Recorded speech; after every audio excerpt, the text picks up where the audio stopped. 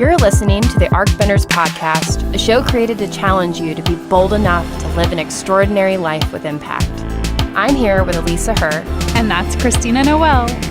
Now sit back, find your happy place, and get inspired. Just a quick disclaimer. We experienced some technical difficulties while recording the intro for this show, but because we believe in progress over perfection, we decided to just run with it.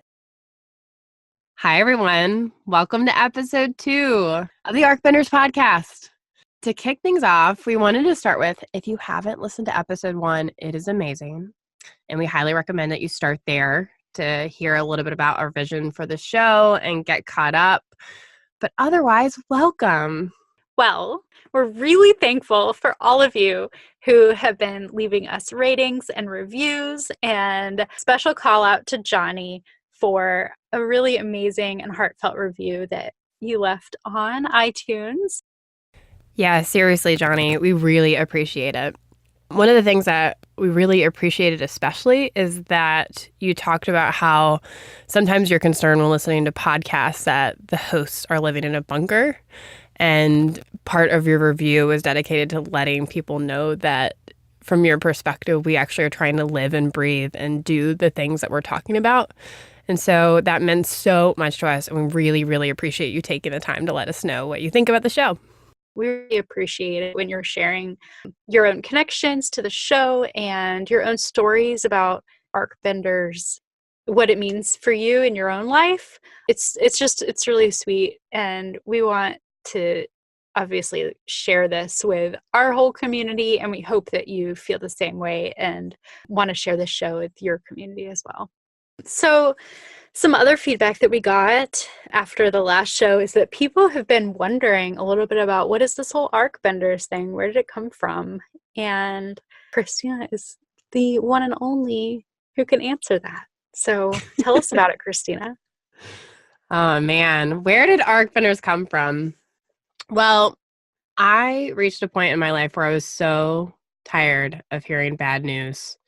And I was at a point where I was feeling a bit lost and I knew I wanted to do more. And instead of getting angry, I think it's a lot more productive to take that energy and make something amazing and turn a negative into a positive. And that's where Arcbenders started. It started as this idea. Actually, I was learning photography. And so it first started as a photography project where I was like, well, to get good at a new thing, I need to do the thing. So I needed to take photos. And who better to take photos of than people who've changed the world? Around the time that this idea started, I realized that it was a problem that I noticed, that in the news, they didn't actually tell these stories of these amazing people that I was finding myself surrounded by every day, who gave me so much hope for a better world and so much hope for a brighter future. And it's amazing how this project has evolved because I already knew these people. I was working at a B Corp. I was doing mission-driven work. And I was like, oh, yeah, I'm just going to share this type of worldview with other people to give them hope and let them see what's possible. And instead, Arcbenders evolved because it changed my life. It completely transformed the way I saw the world, and getting to know these people on a deeper level and their advice and their experience and their lessons completely just shifted my perspective, so much so that I knew I wanted to be a social entrepreneur, and I had always kind of put it off. I was like, oh, in 2 years, I will quit my stable job and become a social entrepreneur. And on a Friday, I interviewed 2 Arcbenders, and on a Monday, I put in my notice because I was so inspired. And my husband was like, what are you waiting for? Go do it. And it's become this thing from there. So in that process, I met Alisa. We met at a B Corp event and I let her know what I was doing. I was like, I'm doing this crazy thing. I'm quitting my job. And she's like, oh my God, I did that. What? Were you a year and a half in, 2 years in? I think it was about a year and a half in. Yeah. So you were a little bit ahead of the game. So it was awesome to see what was possible and to meet someone that was at a similar life phase. Mm-hmm. And from there, I mean, literally when I quit my job, I knew I wanted to do marketing and strategy for mission-driven companies, and I wanted to mainly do Arcbenders. I just wanted to interview people and heal and do photography, and figure out, if I had complete control over my life, what did that look like? And I wanted to talk to people about that. Two of the original ARC vendors, one was Carter Ellis, and then the other was Christine Sloan. As part of their formative stories, they had gone on road trips. And that had always been something that was on my bucket list. And so I was like, well, I just quit my job. I have time. I don't have money, but I knew I wanted ARC vendors not to just be a North Carolina thing. I wanted it to be a broader thing. And so I was like, well, let's hit the road. Let me hit the road. I took a road trip and I basically scheduled a bunch of appointments with people that I didn't know to meet them, interview them, and get to know them. And that was a magical experience. And then through that process, Alisa and I got closer and closer from work that I had done with Unity and just from us becoming close friends. And it got to the point where I knew Alisa had kind of like whispered, hey, we should do a podcast. And then another friend was like, you, Christina, like need to be doing a podcast. Stop doing this blogging thing. Or and granted, there's still a blog. We still do have ARC vendors that are posted on the blog, but to really scale the impact of this kind of work and to really tell these stories, we need to have a podcast. And there was no better person to do that with than Alisa. And so I'm so glad you agreed to do this with me. Me too. I am obsessed with podcasts, and I just really love the format because it's something that, for me personally, I'm able to do while I'm doing laundry or while I'm driving or something else that I find just to be the worst part of life. I don't like chores. I don't really like driving. And so it's like the thing that I do in my life that fills those moments and makes them joyful. And so being able to be that for others, I hope, is really exciting. Yay! I know. You are like the one person who is more obsessed with podcasts than I am. And actually, I think that was a big limiting belief to get me to that place where I was even willing to do it, because I put podcasts on such a high pedestal. I like love them so much. And I'm a nerdy fan of multiple podcasts. They're like my celebrities at this point. And so I was terrified. But that's also like something that we want to celebrate on this show, is that if you're going to change the world and you're going to do what's best for the mission you're trying to serve, you have to put yourself out there and you have to take risks. And progress, not perfection. Which, speaking of, on this show, speaking of, we need to talk about sound. We've been told we need to talk to you about sound quality during interviews because like a lot of the interviews that we did were during the learning phase. And the learning from this interview was I recorded it in my husband's office, and my dog was downstairs, but she hates all technology sounds. And so you're going to hear Shadow, show up in the distance. So, yeah, that's my dog. She's, progress, not perfection. And I'm sick, which you might have noticed, by the way. Oh, my God. Yeah. Well, it put off our recording for this episode, but that's okay because you had to take care of yourself, and it'll work. It'll work out. I know. So I think I need to interview you sometime, because you have some really, really interesting things that, like, as you're telling the story, I'm like, oh my gosh, I want to ask you about, like, who inspired you? What really was the catalyst? And I also want to know, if you didn't know these people, you're making appointments with people you didn't know. How do you know about them? And like, what is the path to interviewing all of these people? Because like you have a really, really broad network that's really impressive. And I think a lot of that came from working at B Lab and working in the B Corp community for a long time. But even though I've been working with you for a while, it's astounding to me just the variety of guests that we have on the show even. And it's just so exciting to be a part of it. Yeah. Actually, the biggest problem we're going to face now is there's almost too many ARC vendor stories. Like, how are we going to capture them all? Because some of it is my existing network, right? I was working at the Redwoods Group, an amazing insurance company that creates safe communities for all in the B Corp movement. And then also they serve YMCAs, nonprofit summer camps, Jewish community centers. So then I was also working with a lot of the nonprofit side. And then a lot of my interviews came from friends of friends and then from Starting Block, But shout out to Starting Block. If you've never heard of it, it's a global fellowship of people who want to change the world. And the fellows are amazing. I did it last summer and it was right before the road trip. So a handful of my interviews were Starting Block fellows. Anyways, from that and being part of that community, I met a lot of amazing people on the road. Interesting. I didn't even know that. We have a great guest for you on the show today. His name is James Casper, and he's the founder of Baya Build. And during our conversation with James, a number of interesting themes came up. Do you want to talk about the theme of sleeplessness first? Yeah, I had to go to the doctor this morning, and I had a med check scheduled for next week for my depression. And the questions are things like, in the past 2 weeks, have you ever felt tired, sleepless, all that stuff? And I'm like, every day. And so my score jumped up pretty high after saying that. Not high. I mean, I'm still good on my meds. But it was like, yeah, pretty much every day I'm exhausted. I'm sleepy. I actually have no problem falling asleep. But I do have the problem of like stress dreams. So like I think that my anxieties really play out through my dreams, and that affects my sleep. And like it's just that quietness that allows like your mind to spin up.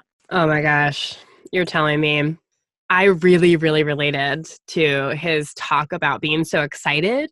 / like, if we're being really honest, for me, it's being overwhelmed sometimes to where I can't sleep. And it flared up really bad near the end of 2018 because of all these projects I was working on. I was working with Alisa's company, Unity. I was working on this big project where I'm launching an accelerator. And I was working on some other projects, and I was so excited. All of the creativity was there. And yet at the same time, I was so overwhelmed. And so every night, I actually couldn't fall asleep. So my brain would just like buzz, and I would stay up for like, I think I would lay there like on average, like at first it was 3 hours.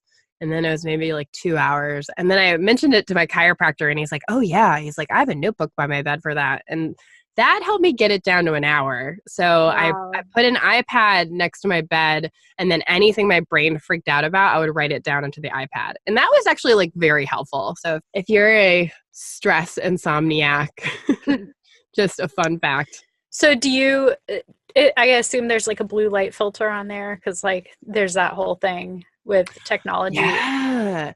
Oh yeah. So I have that on my computer, but also I highly recommend, I have Zenny glasses. I also have Warbies. I love Warby. They're a social enterprise, but Warbies currently don't offer blue light blocker coating. But for women, it's a big deal with circadian rhythm. And for men too. I mean, yeah. Matt's really affected by that. Oh, interesting. Something that I've found to help me with not being able to fall asleep, and I think I actually credit this for the reason that I don't have that problem right now, is I use Headspace, the app, and they have these like great sleep tracks and like sleep meditations, and one of them sets you up. I think you're supposed to count backwards from 1,000, and I usually lose track of it around 986. I'm like, I don't know what number I'm on anymore, and like I can't think back to it. Oh, okay. Yeah. 986. All right. But it's actually been really, really helpful to have something like that. That's awesome. I think, yeah, using those strategies. The other thing for me is just straight up burnout. Like I am a recovering perfectionist and a recovering overachiever. And part of it's excitement. Like I'm so excited about what I'm working on. I want to get it all done in a really aggressive timeline. But then when I do that, I do things like I work until right before bed. And then that's when my anxiety is triggered. Like I literally like around like 9 p.m., I'm like, we're about to head to bed and I'm feeling highly anxious. And so I now have an alarm set for 8 p.m. every night. Wow. To stop working and like chill out and either read or watch TV. That's so real. Ugh. That challenge. It's so hard. I just want, and sometimes you have to, right? Like that's not realistic. Every once in a while there are deadlines you can't get away from, but it's like you have to notice the patterns. And I was definitely getting into very unhealthy patterns, and it went on for like more than a month. And guess what? I've been sick like all of January. And so my body is like, F you, Christina. You know better. Self-care first. So another thing that I've noticed about you, and it's the same thing with me, like the entrepreneurial spirit is strong in us both. And I noticed that for me, like I'll get an idea that I'll get really excited about, and it doesn't really affect my sleep, but like it sucks me in. It draws me in. And so I think for you, I've really noticed that a lot with ARC vendors, where it's like, oh, I have an idea. I have an idea. I have an idea. That kind of thing comes up today too. Yeah. Well, and the interesting thing is I've really struggled with focus, and to really solve a problem, you have to focus and you have to be patient and persistent. And one of the things you'll learn from James today is he spent 3.5 years on research and development of what he's working on. And that's amazing. And in his head, it started like 5 years before that. And so sometimes, I feel like in media, you hear these like success stories and it just sounds like it happened quote unquote overnight, and nothing happens overnight. I think that's BS. And that's story arc that is said time and time again, and is just false for most people. What about you with Unity? Oh, it's so hard because I have ideas and I want to implement them, but there's so much else going on that it's just really hard. When the train is moving, you can't stop it to like fix the train. And so you have to like fix it in motion, or like let's add more cars. Let's like convert this from a steam engine to an electric engine. That is impossible when the train's moving, but you just can't in a business that is moving. You just can't stop it. And that's the hard part for me, where I'm like, I want to change something, but in order to change it all at once, which is like, because I have an idea and I'm like, okay, now is the time to do this immediately. I have no patience for it. It's really hard for me to be like, oh, let's just do it one little bit at a time. But that's just the way you have to do it. I think that is the way a lot of change happens. And I mean, granted, like I am trying to get better at batching things. So like really taking a half day to work on something that's really important. Mm-hmm. But most of us don't have time to just stop the train and have a hackathon. So Yeah. actually, I really like that metaphor because it makes sense. To make things work, you have to keep going. Yeah. But you have to build in space too. Yeah, and the train stops every few towns. And So another thing that's really neat about this interview that we're excited for you to hear about is this idea of open source and building a community to solve a global issue. And so I think it's a good idea for Alisa to talk about that, since, by the way, if you check out her original ARC Vendors interview, it's all about open source values. So I highly recommend you read it. But Alisa, what is this open source thing and what does it mean for social impact? Well, I had actually never heard of open source being used in this way, so it was fascinating. As soon as he started talking about, he didn't even use the words open source at the beginning. This was an interview with somebody that we were just connected to friend to friend, and we didn't really have background on either of us. Like, he didn't know about us and we didn't know about him until the interview. And I mean, it was fascinating because we started the call thinking we were going to talk about one thing, and it just turned into a whole other thing. And it was actually really funny because we ended the interview like 3 separate times and then just kept talking. It was just this long phone call. We thought it was going to be 20 minutes and turned into an hour. But James is creating this amazing system that's like an open source architecture. So open source is about allowing the community to contribute to a project. And there's intellectual property that's part of it, but it's shared. And a lot of the values around open source include collaboration and even failure, and valuing contributions from others, and not thinking that your way is the right one and only way, but having the foresight to know that things change over time. And so what I think is really cool about Baya Build is that it's this open source technology where he did this. There was, like Christina said, there were 3.5 years of research and development where you'll hear James talk about his inspiration for starting this project. Out of all of that research and development, he knew that it wasn't going to be one person and one company that could solve this issue about sustainable development. And he really wanted to create a platform that would allow community to come together, to work together to create this prototype with him. And it's really, really cool. And that's a big a really big value, I think, of what we're trying to support and encourage with ARC vendors is there's the lone wolf myth, and it's, again, I'm going to call it BS, because collaboration truly makes things better. I think if you're going to make the biggest impact, you need more people, and you need to think about things on a systemic level, and that's what's so exciting about James. So just as a more formal intro, James Casper is the founder of Baya Build, a company providing on-demand customized dwellings using pre-manufactured connecting components. Baya dwellings are built in days, not months or years. They save over 60% in the cost of construction. They're environmentally friendly, and they range from low-income housing to luxury housing.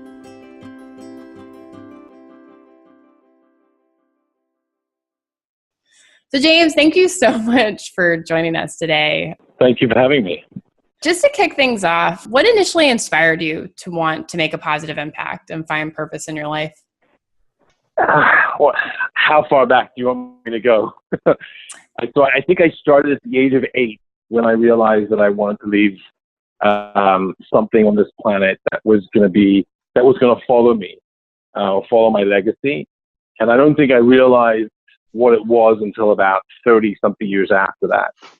So I was actually trying to build a community for the 55 and over independent living, enhancing quality of life, focusing on physical, mental, social, and spiritual living to kind of dodge diabetes, Parkinson's, Alzheimer's, depression, obesity, and using technology and economy of scales to reach that goal.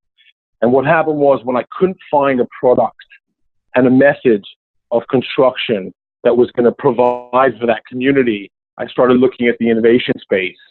And then couldn't find a product there, I decided to design a product. And through that process, I came up with what we're doing with Baya Build. And at one morning, at like 3 a.m, I woke up in a cold sweat, and I kind of had this epiphany that these structures, this methodology that we've come up with through Baya Build was going to save lives and was going to could change things on a global level.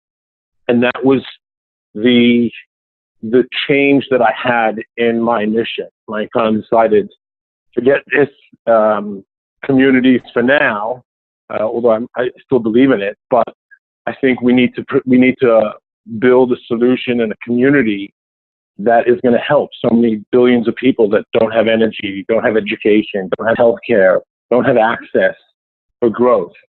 So that was kind of what really motivated me to run with Baya Build. Wow, that's really cool. How did you approach the Baya Build dwelling design? So when I realized I couldn't find a product that could build this community for the independent living, I started to kind of break down the construction process. And I wanted to understand what the makeup is and what the problems are. And I kind of decomposed it and defragmented it and put it into different buckets. And once I realized, it took me a really long time. We're talking about a 3.5-year cycle of R&D. But once I realized the values of the problems and what's inherent in them, I kind of started to think about different methods of how to solve them. And starting from what's my time horizon, what are my goals in the solution, who am I trying to solve it for, who do I want to be, what part do I want in the rubrication of this. And then, once you've kind of mapped it out, then I strategically kind of went in different directions and narrowed it down until I found a solution that made sense to us. So it took me a long, long time to figure out that I was looking to solve a 30 to 50-year solution, for example, which sounds really simple to say, but no one really thinks that's your time horizon when you're trying to build something. But it took me a long time to figure out. And the reason why is population growth, which is, they're expecting 2.2 billion people in the next 30 years. And then in terms of strains on the environment, so global warming and kind of figuring out what part of all of that do you want to affect, and how much of what you want to do is going to affect that. The method of deployment, of deploying structures is broken, and that's what we recognized and decided we need to fix this and come out with a very radically different approach to how we're building structures. And I think by doing that, once we realize that we have to come up with a different approach, we realized how can we leverage this completely. And it was intuitive to us that having an open structure and this open ecosystem and giving out our APIs is the way to go. You know, it's not just us, it's the open structure. Anyone who has the innovation, we want their innovation to be part of it, because it's a global problem and we need to find a solution that's going to help all of us. I really appreciate that you emphasize the power of the collective, because so often in our media, that's actually one of the goals of ARC Vendors, is to celebrate collaboration. I mean, that's why Alisa and I are co-hosting it together, because I know it'll be a stronger show with us co-hosting, and it makes so much sense. If we're going to solve huge problems, it's not going to be the lone wolf entrepreneur that's going to have all the answers. It's going to be the collective wisdom that's really going to make a change. And you shouldn't do things alone. So if you look on our website, like our tagline is that we're building a community to solve this issue. And that's kind of the idea. We are, if you look at what an API is, an application programming interface, it basically means we give our source code, an open source code, to other people to integrate. So we build the structure, and the methodology is a Baya Build methodology, because that's the only way to make it efficient and cost effective and reach the performance levels and targets that we need. But then what we do is we say, if you have a better glass, you have a better door, you have a better, whatever it is, hardware or software, that you think can help integrate, whether it's a home, a school, a medical facility that we're building, whatever it is that we're building, we want you to help and integrate your software or hardware into our ecosystem. I haven't seen anything like this in my experience in the open source community. It's kind of like an open architecture ecosystem. What stage are you in?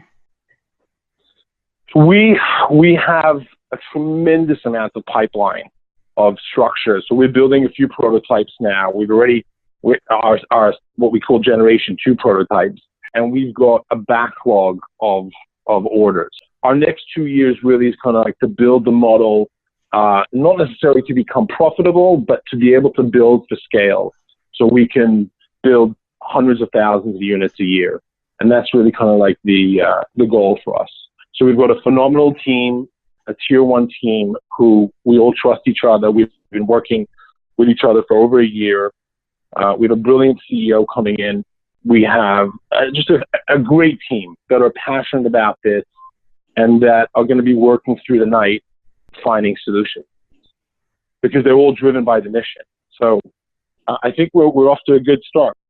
What I really love about it is how amazing this structure that you've come up with is, in terms of environmentally and cost savings for the communities and everything. But then they're so beautiful on top of that. It's just gorgeous to design.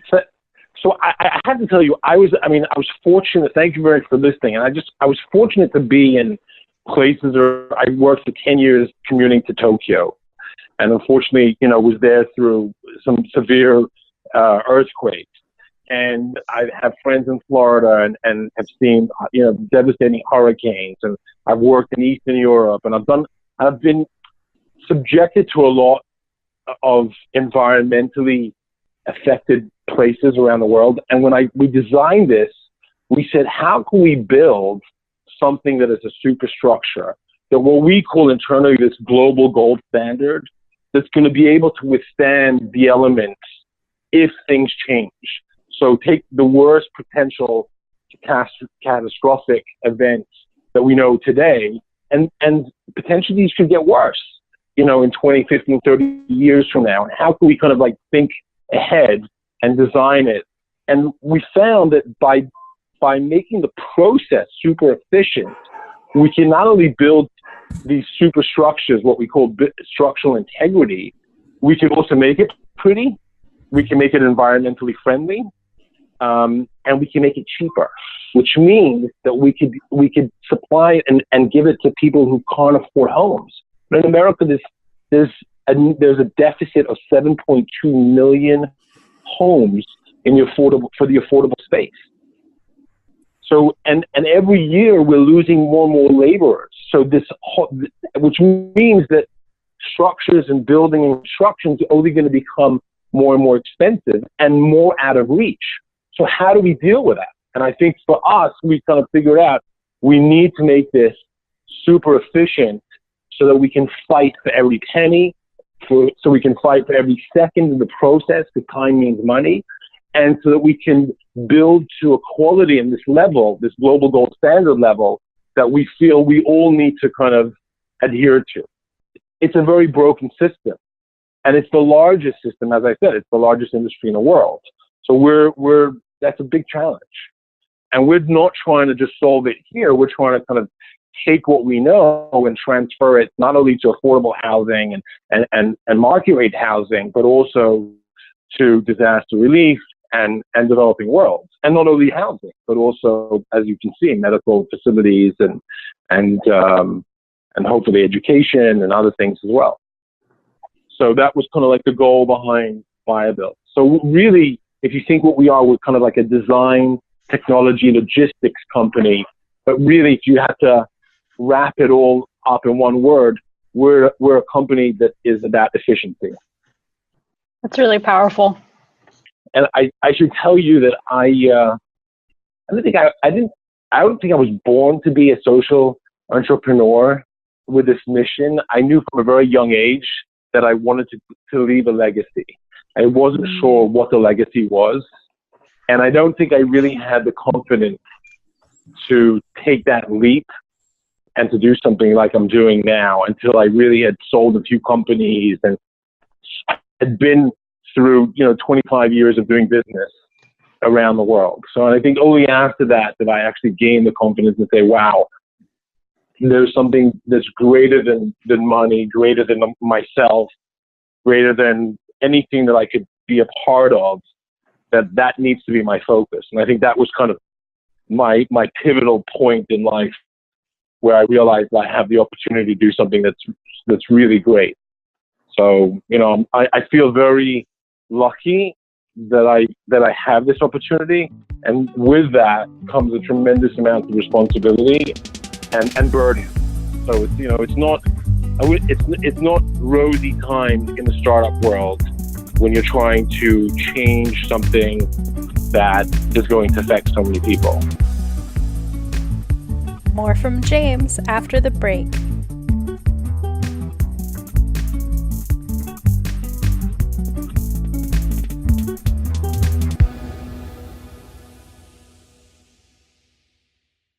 You have an impressive background and you've worked on, it sounds like, many high stakes projects. How have you managed to avoid burnout or not? So, I definitely have had my ups and downs, and it's difficult. Baya Build started 5 years ago in my head. It went into gear about 3.5 years ago, and I've been self-funding it the whole time. And I mean, I'm lucky that I, had the resources to do that. But I think having support from a loving family and a loving wife is massive. I think that is the core of it. You need to really be passionate and believe in your mission. You got to believe in yourself, and you have to have a great support system around you. And whether it's family or friends or mentors, that is your biggest asset. I think that's always been my motivation to continue going. Actually, I should tell you that last night I had my last conversation was at like 10:30 with a group out of California who are so passionate about us building for them homes for autistic class 1. And I was so affected by it that I literally did not sleep until 6:15 this morning. I could not fall asleep.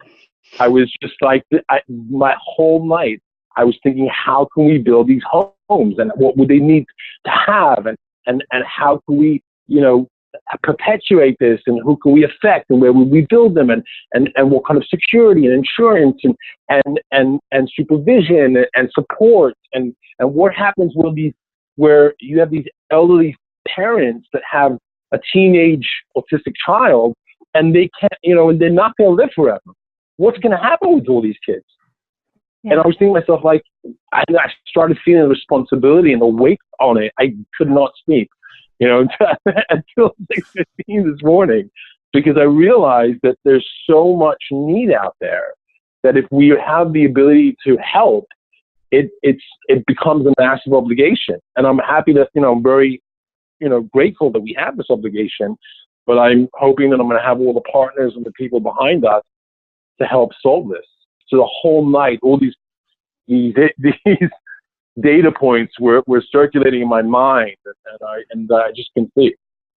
And there it is, the weight of the responsibility, which, I mean, it's so telling to your character that you stayed up all night thinking about it just to try to get to the root and core of what you can do. Also, you're very functional for not sleeping all night. So I had 30 minutes of sleep. So I did get some shut eye, and I've had some coffee in me. But I've done this many times. Whenever I'm thinking about something that's really dear to me, I sometimes cannot sleep for days and days and days until I've kind of worked it out. So now I'm just going to switch gears a little bit. I have two questions around advice, and I always find that the answers are really insightful. So the first question is, what is the best advice you've ever received that has helped you kind of along your journey, and why?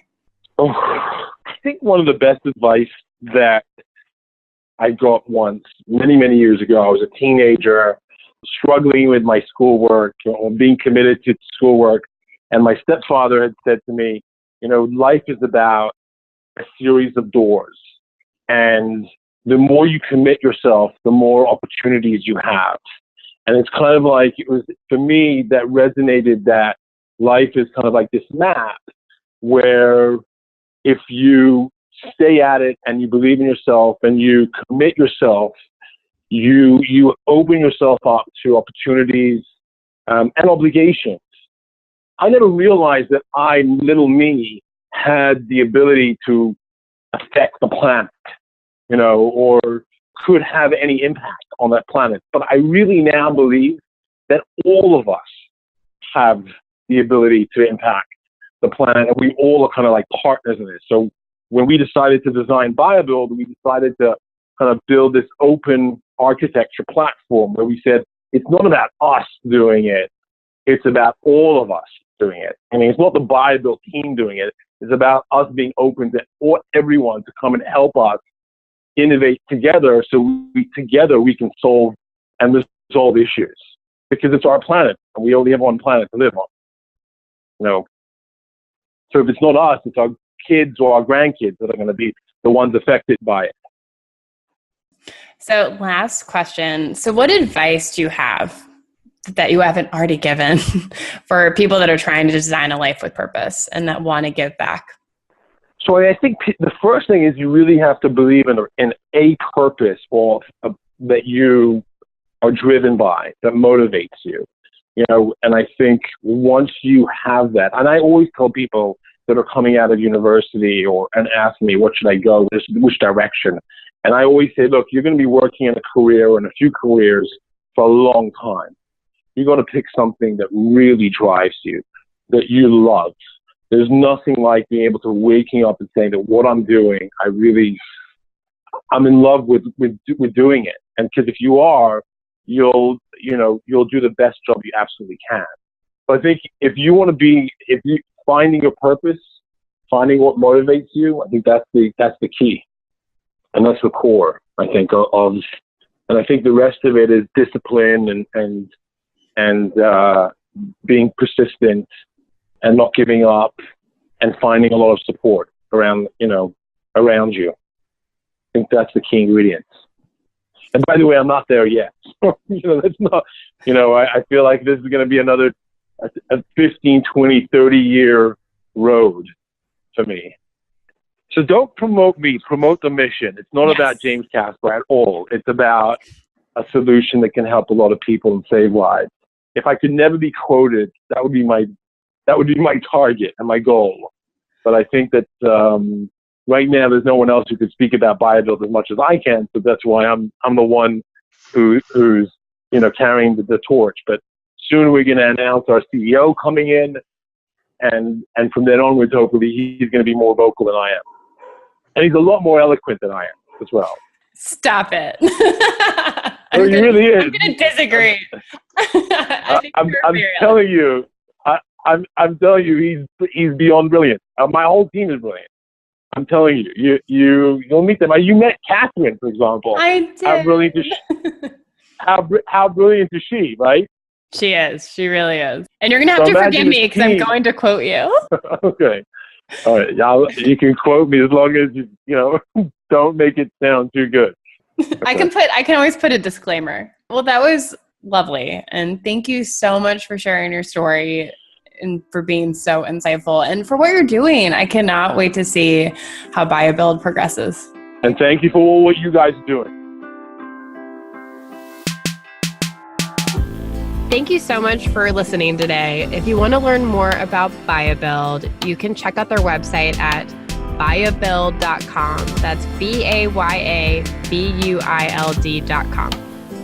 So next week, we have a great guest for you. It's Caitlin Kawaguchi, and it's taken from my road trip. She's based in New York City, and she is an incredible starting block fellow and social entrepreneur that works in both the nonprofit space as well as in the startup space at Bird and Stone. Another big thanks to James Casper for being our guest today, and a huge shout out to our ARC vendors community. We invite you to join our Facebook group to be a part of the discussion around issues that come up in these shows and just hot topics of the day. It's called ARC Vendors IRL. Which means in real life. I had to explain it to my mother. We hope you'll subscribe to our podcast in your favorite podcast app. And if you like what we're doing and want to help, please rate us 5 stars on iTunes. You can also find us online at wearethearcbenders.com and Instagram, Twitter, and Facebook. Our theme song and background music is by Ryan Levin. Thanks so much for tuning in. And don't forget, every little thing you can do to make a difference matters.